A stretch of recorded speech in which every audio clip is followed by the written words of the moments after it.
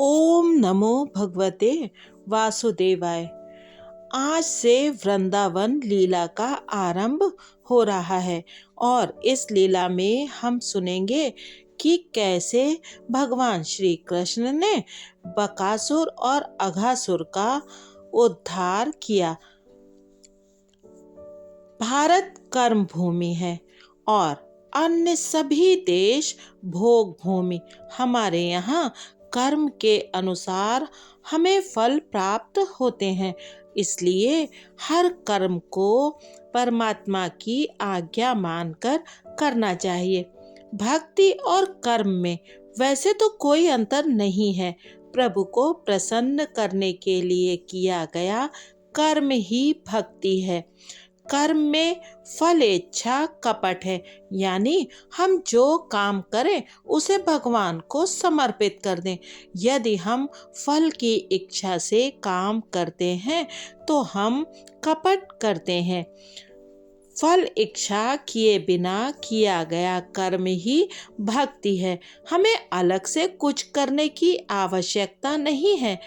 हमने सबने संत रैदास का नाम सुना ही है कि वो अपना कर्म करते हुए भी बहुत सारे संतों से बहुत श्रेष्ठ थे और उनकी कठौती में ही गंगा जी का वास था। तभी तो कहते हैं, मन चंगा तो कठौती में गंगा। जो कोई प्रत्येक कर्म ईश्वर के हेतु करता है, वे सारे कर्म उसके भगवान की भक्ति बन जाते हैं। कर्म करते समय भगवान के लिए ही कर्म करने की निष्ठा रखनी चाहिए। अगर कर्म करते समय मन ईश्वर में लगा रहे तो हर क्रिया भक्ति ही बन जाएगी। पाप करते समय मनुष्य ईश्वर को भूल जाता है। ईश्वर सर्वव्यापी और सर्वत्र हैं, ऐसा मानोगे तो पाप नहीं कर पाओगे। व्यवहार और भक्ति में अधिक अंतर नहीं है। ईश्वर की भावना रखकर किया गया व्यवहार भक्ति है। जब तक शरीर है तब तक व्यवहार अनिवार्य है, इसलिए हर कर्म को भक्ति में बना दो। भोजन करते समय भी मान लो कि नारायण ही आहार कर रहे हैं। ऐसा संधान होने पर भोजन भी भक्ति ही है। व्यवहार को भक्ति और ज्ञान में बनाओ। ईश्वर से कभी दूर मत जाओ, कभी निठल्ले मत रहो। निठल्ला हाथ पाप कर बैठता है। काम काज करने की आदत का एकाएक त्याग कर दोगे तो शरीर पापाचार करने लगेगा। सो प्रवृत्तिरत रहो और सभी प्रवृत्तियों को ईश्वर में बना दो। अर्थात जब हम खाली होते हैं तभी हम पाप कर्मों के बारे में सोचते हैं। कहा भी गया है, खाली दिमाग शैतान का घर। इसलिए हर समय कोई न कोई कर्म करना चाहिए और उस कर्म को ईश्वर के समर्पित कर देना चाहिए। निठल्ले व्यक्ति के मन में पाप और विकार जागते हैं, इसलिए सतत सत्कार्य करो। घर गृहस्थी चलाने के लिए काम काज नौकरी धंधा तो करना ही पड़ता है, किंतु उन प्रवृत्तियों के समय ईश्वर को मत भुला देना। प्रत्येक घंटे के आरंभ में कुछ क्षणों के लिए ईश्वर का ध्यान करते रहोगे तो पाप से दूर रह सकोगे। ईश्वर द्वारा दी गई स्थिति में आनंद और संतोष मानो। अपनी सभी प्रवृत्तियों का ईश्वर से संधान बनाए रखो। सभी कार्यों को ईश्वर की आज्ञा समझकर करते रहो। कर्म के फल की इच्छा ना रखो। कर्म का कैसा कितना कब फल दिया जाए वो भगवान के सोचने की बात है। कर्म सद्भाव से करो।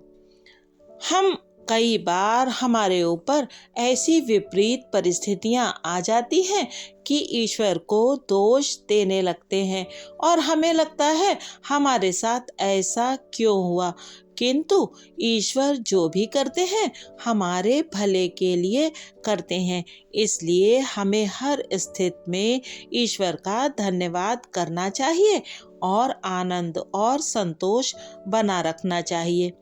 कहते हैं, जैसी ध्वनि वैसी प्रतिध्वनि।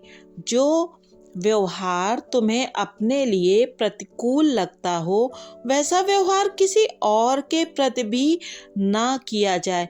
यदि तुम किसी जीव के प्रति कुभाव, द्वेष, असूया रखोगे तो वो तुम्हें भी बदले में वही कुछ देगा।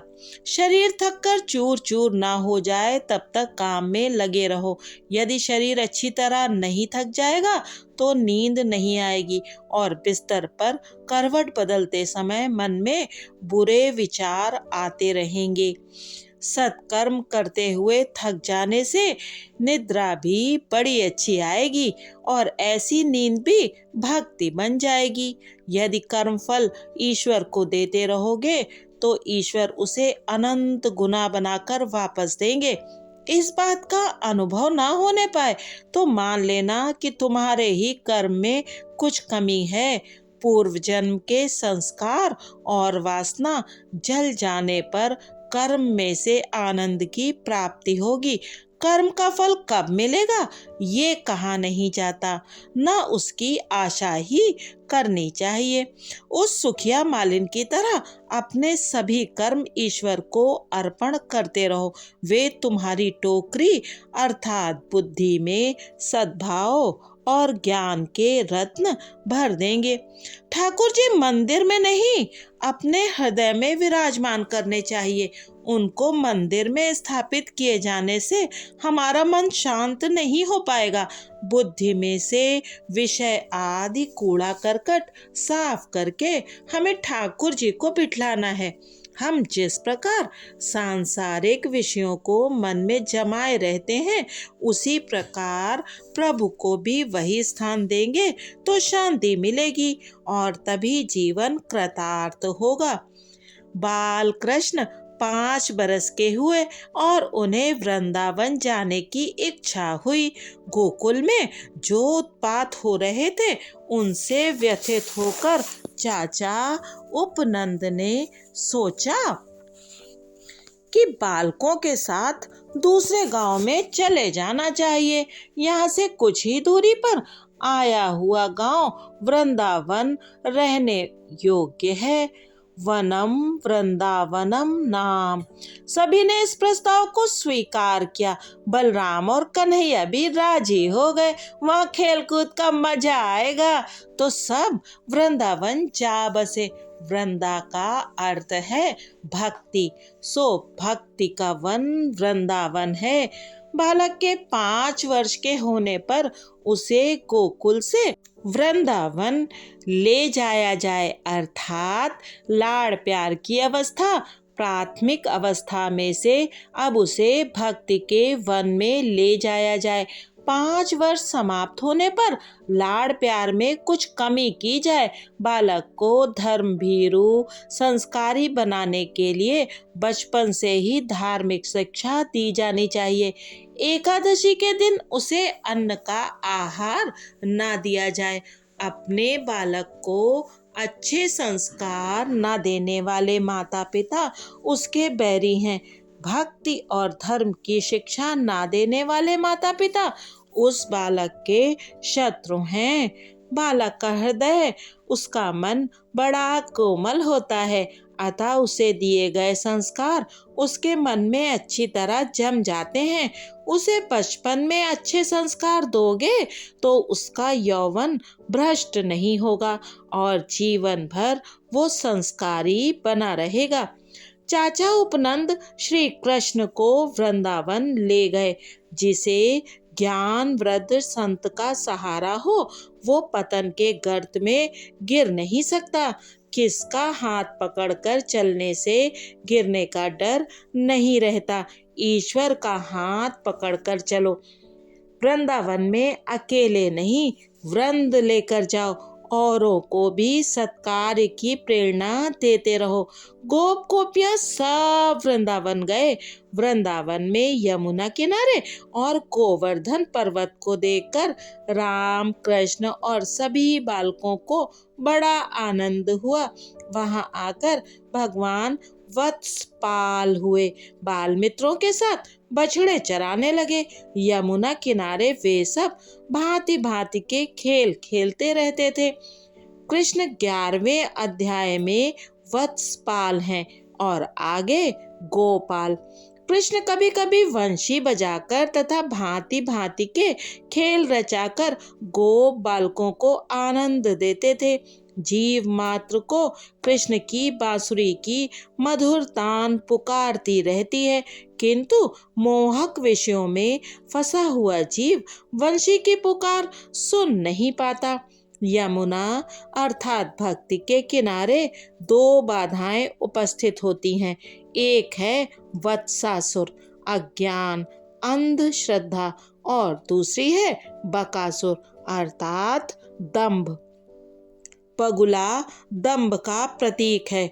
बग भगत अर्थात दंभी। भक्ति के किनारे दंभ आ बसता है, उसकी घात में मत फंसना। दंभ के समान कोई पाप नहीं है। अन्य पापों के लिए प्रायश्चित किया जा सकता है, किंतु दंभ के लिए नहीं। जिसका बाहरी चोला तो अच्छा हो, किंतु अंतर तथा करनी मैले हो, वो बकासुर ही है। बगुले की चोंच है लोभ, कीर्ति और धन का लोभ अपने साथ दंभ भी ले आता है। यमुना भक्ति के किनारे बगुला दंभ के आते ही सारा खेल बिगड़ जाता है। भगवान ने वत्सासुर और बकासुर का वध किया। एक बार श्री कृष्ण अपने बाल मित्रों के साथ वन में बछड़े चराते हुए खेल रहे थे। उन बालकों के सद्भाव का वर्णन किन शब्दों में करें कि जिनको श्री हरि के साथ खेलने का सुअवसर मिला है, जिनके दर्शन के लिए योगी और ऋषि मुनि तरस रहे हों, उसी परम ब्रह्म के साथ वे गोप बालक खेल रहे हैं। सभी बालक खेल कूद में लगे हुए थे। इतने में वहां अघासुर आया। उसे कंस ने भेजा था। वो बकासुर और पूतना का छोटा भाई था। जहां अज्ञान और दंभ हो, वहां पाप आ धमकता है। अघासुर अजगर का रूप लेकर आया और सभी गोप बालकों को निगल जाने की इच्छा से मार्ग में सो गया। उसके खुले हुए विशाल मुख को उन बच्चों ने पर्वत की गुफा मान लिया और उसमें प्रवेश करने की सोची। उन्होंने कन्हैया से कहा, यदि तू भी हमारे साथ आए तो हमें डर नहीं लगेगा। अजगर के मुंह में घुसे हुए गोप बालक अपने आप बाहर निकल नहीं पाते। श्री कृष्ण ही उनको बाहर निकालते हैं। पाप के अघासुर के उदर में पहुंचा हुआ व्यक्ति अपने आप बाहर नहीं आ सकता। कोई बाहर के पुण्यशाली संत या प्रभु ही उसे बाहर खींच सकते हैं। पाप और सांप एक समान है। सांप द्वारा काटे जाने पर यदि उस अंग को हम शीघ्र ही काट दें तो उसका विष सारे शरीर में फैल नहीं पाएगा। इसी प्रकार पाप का विचार आते ही उसे उसी क्षण नष्ट कर दोगे तो बच पाओगे। सांप के विष की भांति यदि पाप कुछ समय के लिए भी अंदर रह जाएगा तो फिर बचना मुश्किल हो जाएगा। पाप का चिंतन करने से वह जम जाएगा। पाप धरती से आकाश तक व्याप्त है। अघासुर का होंठ धरती पर था और दूसरा आकाश तक पहुंचा हुआ था। मन संग संग चलता है, अतः पाप तो तुम्हारे साथ साथ वन पर्वत या जहां भी जाओगे वहां साथ ही जाएगा। वासना के प्रवाह में बहा जा रहा जीव अंतरात्मा के मना करने पर भी पाप करता ही रहता है। वासना के वेग में ज्ञान बह जाता है और पाप हो जाता है। जो पाप के अजगर रूपी उदर में चला जाता है वो बाहर आ नहीं सकता। पाप बड़ा आकर्षक होता है। पाप करने का प्रसंग आए और पापाचार किए बिना कोई चारा ही ना रहे तो भगवान को साक्षीभूत रखकर ही पाप करना। इसका अर्थ ये नहीं है कि पापाचार करते रहो, किंतु ऐसे समय भगवान का स्मरण अवश्य करते रहना। जब तक पाप हृदय में होगा उसका नाश नहीं होगा, उसकी जड़ ही काटनी होगी। सभी क्रिया प्रकट अप्रकट शब्दोच्चारण के साथ ही होती है। पापाचार के पहले मन में उसका उच्चारण होते ही उसका नाश करो। पहले विचार भ्रष्ट होता है, फिर वाणी भ्रष्ट होती है और फिर आचार में भ्रष्टता आ जाती है। मन में पाप आते ही मन को डांटो, उसे सजा दो। पाप मन में आते ही शीतल जल से स्नान करके कीर्तन करो, प्रार्थना करो, हे प्रभु, ये काम, ये वासना, ये लोभ मुझे सता रहा है, मुझे छोड़ता नहीं, कृपा करो, मेरी सहायता करो। सच्चे हृदय की प्रार्थना प्रभु अवश्य ही सुनेंगे। अघासुर के उदर में जाते समय ताली बजाते हुए अर्थात मन को जागृत करते हुए जाओ। सभी जानते समझते हैं कि असत्य बोलना, किसी को सताना, हिंसा करना आदि पाप हैं, फिर भी पाप करते ही रहते हैं। पाप को मूल से उखाड़ फेंको। जब भी ऐसा लगे कि अपना शरीर या मन पाप करने जा रहा है तब तुरंत ही भगवान के नाम का कीर्तन करने लगो। परमात्मा को याद करते हुए पाप की वासना छूट जाएगी। पाप की आदत छुड़ाने का उपाय है प्रभु प्रार्थना। और पाप केवल शरीर से नहीं होता। जब हम मन से किसी के विषय में गलत सोचते हैं, बुरा सोचते हैं और उसके प्रति घृणा अपने मन में लाते हैं, वो भी पाप ही है। तो प्रभु से प्रार्थना करनी चाहिए, हे प्रभु, मेरी पाप वासना का नाश करो। मैंने जब पाप किया था तब आप भी वहाँ उपस्थित थे, मुझे सजा भी दीजिए और क्षमा भी। मनुष्य स्वयं जानता तो है कि वो क्रोधी है, कामी है। आजकल के लोग धन को तो अपने सीने से चिपकाए रहते हैं, किंतु प्रभु को दूर ही रखते हैं। अकेले कहीं भी न जाओ, ठाकुर जी को हमेशा अपने साथ रखो।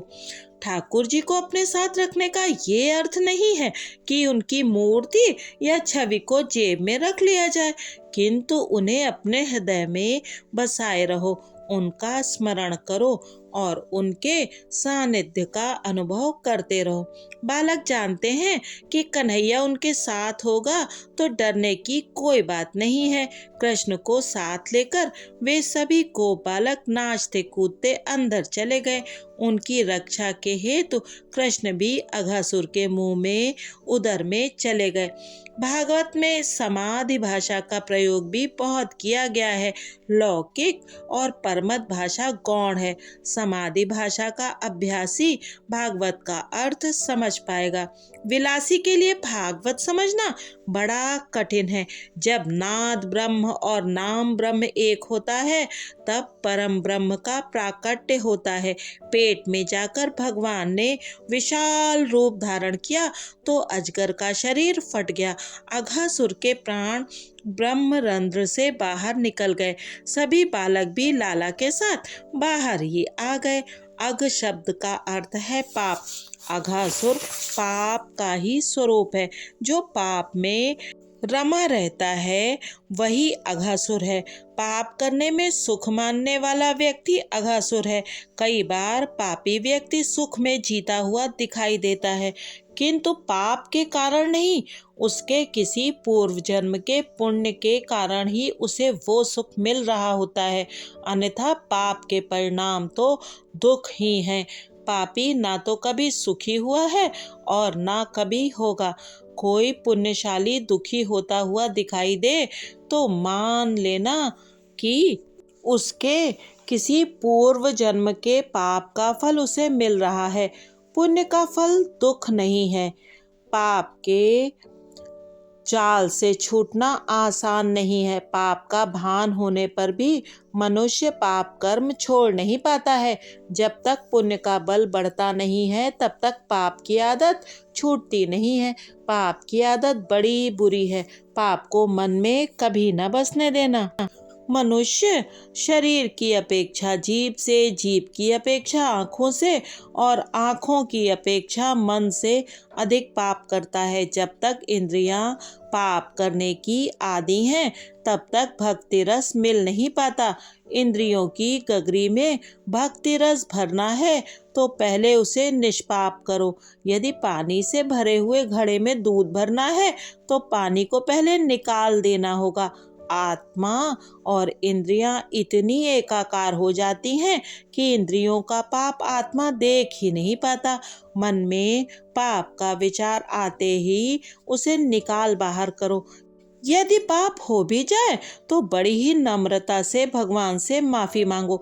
अघासुर अजगर का रूप लेकर आता है और असावधान व्यक्ति को निगल जाता है। औरों की निंदा, कानाफूसी जैसा कोई पाप नहीं है। यदि पाप तुम्हारे शरीर और मन में एक बार घुस गया तो तुम्हें छोड़ेगा ही नहीं। जिसके घर में मन में पाप आ बसता है उसके घर में मन में परमात्मा कभी नहीं आते। जानबूझकर पाप करने वाला, पाप में सुख मानने वाला, पाप ही में रमण करने वाला अघासुरी ही है। पाप के बिना रहा ही न जाए तो भगवान को साक्षी में रखना, वे तुम्हें बचाएंगे। यद्यपि यह नियम कनिष्ठ है, उत्तम बात तो यही है कि पाप का विचार तक न किया जाए। बिना भोगे हुए जिसका नाश नहीं हो सकता वो पाप है। पुण्य तो बिना भोगे भी नष्ट हो सकता है। पुण्य भोगने के लिए तो जन्म लेना पड़ता है। साधु संतों को भी पुण्य तो अंत में कृष्ण के अर्पण करना ही पड़ता है। पुण्य कृष्णार्पण किया जा सकता है, पाप नहीं। पाप का दंड तो स्वयं ही भुगतना पड़ता है। प्रारब्ध कर्मणाम भोगा देव क्षया। किसी महापुरुष, सुपात्र, साधु संत की कृपा होने पर ही पाप की वासना नष्ट हो सकती है। कई बार तो अंतरात्मा की अनिच्छा होने पर भी पाप हो जाता है। गीता में अर्जुन ने भगवान श्री कृष्ण से एक सनातन प्रश्न पूछा है। अनिच्छा होते हुए भी जीव पाप में क्यों प्रवृत्त होता है? वो पाप क्यों करता है? इच्छा ना होने पर भी उसे पाप क्यों करने पड़ते हैं? भगवान कहते हैं, रजोगुण में से उत्पन्न हुए काम और क्रोध मनुष्य के प्रमुख शत्रु हैं। वे ही उसे पाप की ओर घसीटते रहते हैं। ताली बजाते हुए बालक पहले नाद ब्रह्म में लीन हुए और बाद में उनका मन परम ब्रह्म में जा मिला। वैसे तो सभी बालक सारे दिन की लीला अपनी माताओं को उसी दिन सुनाते रहते थे, किंतु इस अघासुर वध का प्रसंग 1 वर्ष के बाद सुनाया। अर्थात कृष्ण ने अपने 5वें वर्ष में अघासुर का वध किया था, किंतु बात 6ठे वर्ष में बतलाई। ऐसा क्यों हुआ? राजा परीक्षित ने शुकदेव जी से पूछा, उन बालकों ने ऐसा क्यों किया? 1 वर्ष तक छुपाए रखने का क्या कारण था? परीक्षित जी के इस प्रश्न से शुकदेव जी को उस प्रसंग का, उस रहस्यमयी लीला का स्मरण हो आया। वे समाधि में लीन हो गए। जय श्री कृष्णा। शुकदेव महाराज जी की जय हो और जय हो परम पूज्य डोंगरे जी महाराज की। आज की कथा को हम यहीं विश्राम देते हैं और अगले भाग में जानेंगे कि आखिर 1 वर्ष बाद उन बालकों ने अपनी माताओं को ये कथा क्यों सुनाई।